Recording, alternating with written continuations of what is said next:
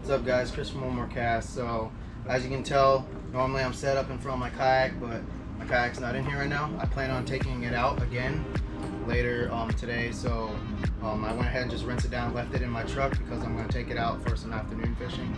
I want to do a tackle talk though for this morning's fishing. So first off, this morning it was not windy at all, and I misjudged the wind later on the day, and I actually ended up going a lot farther than I originally planned on. Our original meeting spot was at the first set of power lines that I thought we were meeting at, and he thought we were meeting at the second set. And so I ended up going to the second set to meet up with them, and we ended up going a little bit further than I planned on. So I think it ended up being an 8 mile trek the whole time. That's the whole way. It was about 8 miles whenever I mapped it out when I got home. So, and then on the way back, it was very windy, so I was going against the wind on my way back, and it was just really exhausting on the way back. I mean, it was not fun at all, but nonetheless, it was a great day. Caught that first really nice trout. Never caught a trout up that far before. It was nice and fat. It was a nice, healthy trout. Caught it on top water. And then I missed those jack that were swimming out in the middle.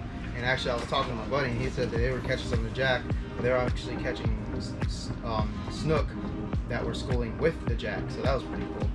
But we all caught snook. I missed a lot of snook. I caught a couple snook.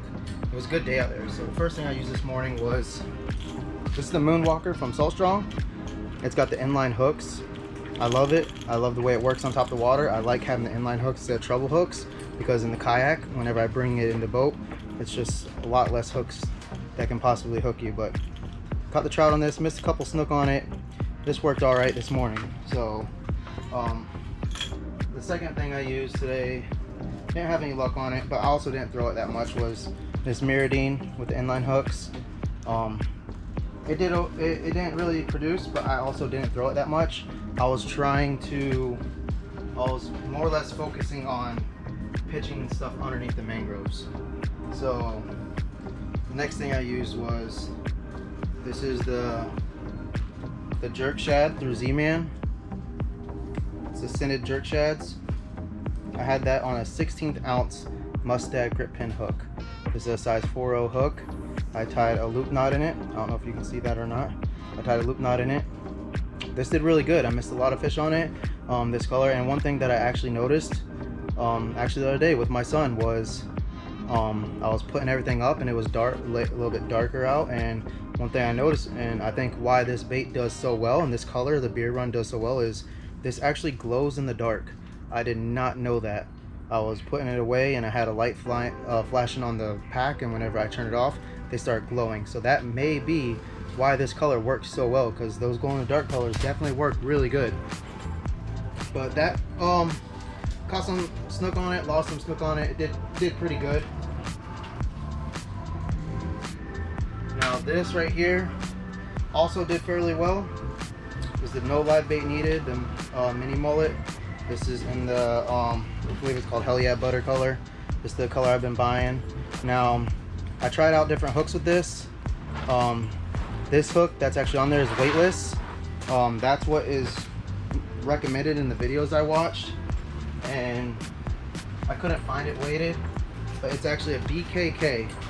So it's the BKK. This is the 2.0 twist lock weightless hook. It fits on this very, very good. It doesn't slide, it doesn't come out, it works. The bait stays on this hook very, very well. I tried to put a 2.0 Mustad on it with a 16th ounce weight, but there's not enough gap. If you look at the gap between, and I'll do a comparison later, the gap between this and the bait and then the Mustad, this has more gap. But I actually ended up missing quite a few on that, and it did good. The jerk shad and the live bait needed, they both did equally well.